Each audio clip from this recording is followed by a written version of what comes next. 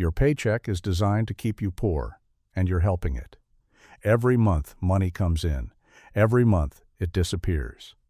And most people spend years assuming that's just how it works, that they're one raise away from finally getting ahead. They get the raise. Nothing changes. Because the problem was never the amount. It was the system. Or more accurately, the complete absence of one. What we're covering today is a step-by-step paycheck routine, something you can start this pay period that changes what happens to your money the moment it arrives. Not complicated, not requiring a finance degree, just a system that actually works, applied consistently, starting now. The problem? Here's how the average person handles a paycheck. It lands. There's a brief moment of relief. Then, spending starts, some necessary, some impulsive, some on things they won't remember in a week.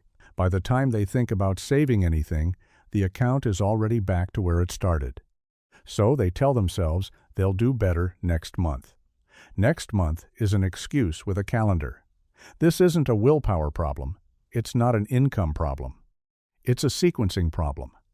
Money goes out before it gets allocated, and whatever's left, if anything, gets called savings. That's not a strategy.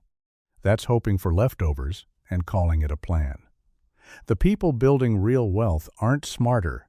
They're not luckier. They just decided to stop treating their paycheck like found money and start treating it like a tool with a specific job.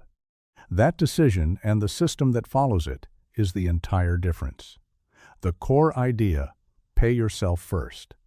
Every financial framework worth anything comes back to this. Before bills, before fun, before anything optional, a portion of every paycheck gets allocated to your future. Savings, investments, debt payoff. Then you live on what remains.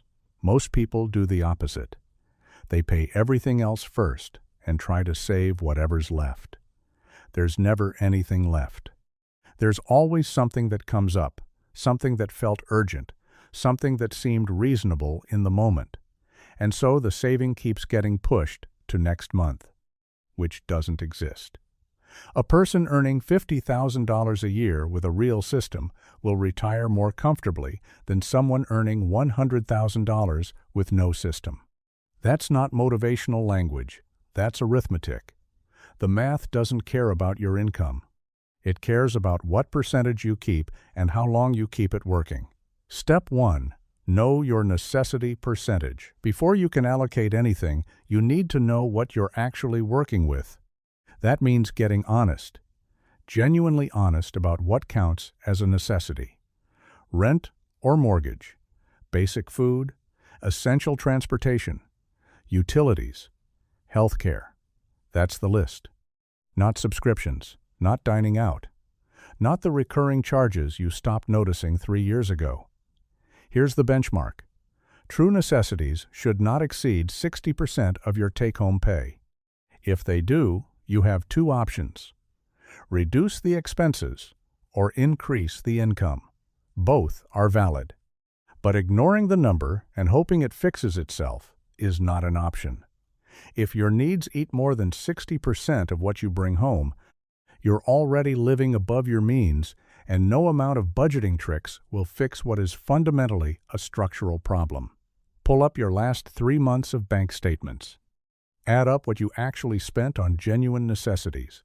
Don't estimate, don't round down, get the real number, because everything else we're about to talk about gets built on top of it, and a foundation built on a comfortable lie doesn't hold.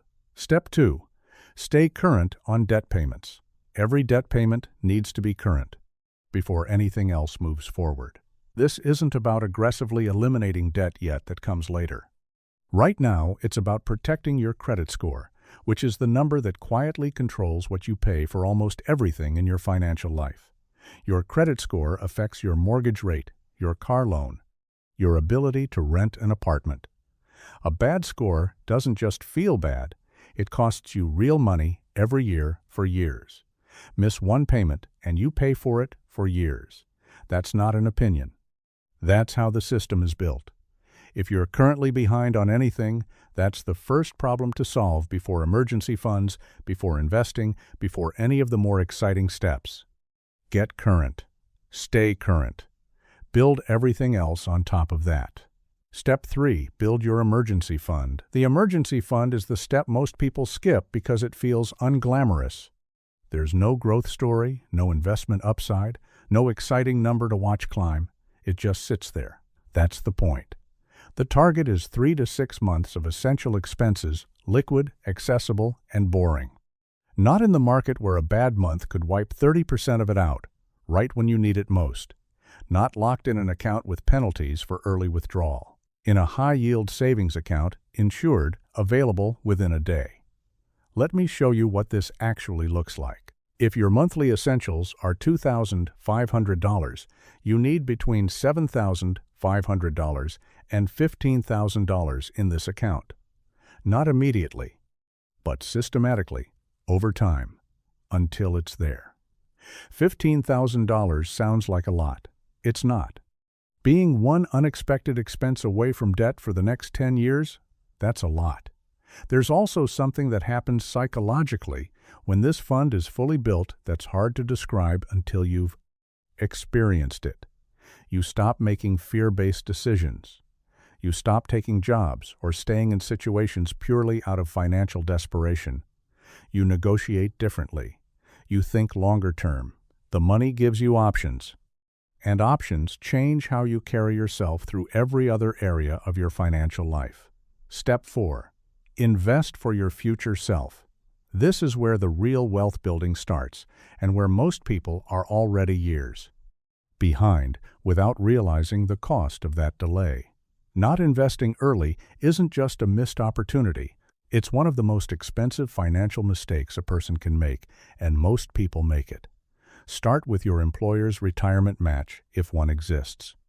It is a guaranteed, immediate return on your contribution, often 50% to 100% on day one.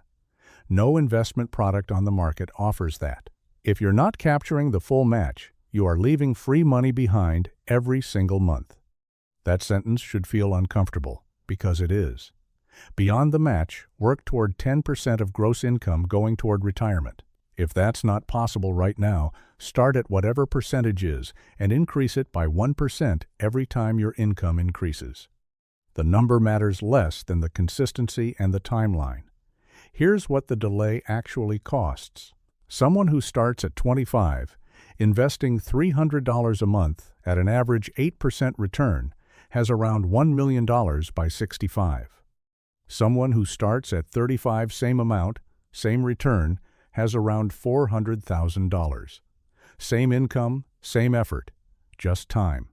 That gap is $600,000. On the question of what to invest in, a broad market index fund is a perfectly solid starting point for most people. Low fees, diversified exposure, historically strong long-term returns. You don't need to be sophisticated. You need to be consistent, and you need to start. Step 5. Attack non-mortgage debt. With investing running automatically, the next target is non-mortgage debt. Credit cards, personal loans, car loans, anything carrying an interest rate that's quietly compounding against you every month. 2 methods. The avalanche pays off highest interest rates, first mathematically optimal, saves the most money total. The snowball pays off smallest balances, first psychologically effective, builds momentum by eliminating accounts quickly. Both work. The wrong choice is whichever one you abandon 6 months in. This is where most people mess it up. They pick a method, follow it for 2 months, see something shinier, and switch. Then switch again. Then stop entirely. Debt doesn't respond to enthusiasm. It responds to consistency. Pick one. Build it into your monthly system as a fixed line item. Treat it like a bill, because it is. Run it until every non-mortgage debt is gone, and then redirect every dollar of those monthly payments towards something that builds wealth instead of draining it. Step 6. Expand your investments. As debt disappears and cash flow opens up, start expanding into additional investment accounts.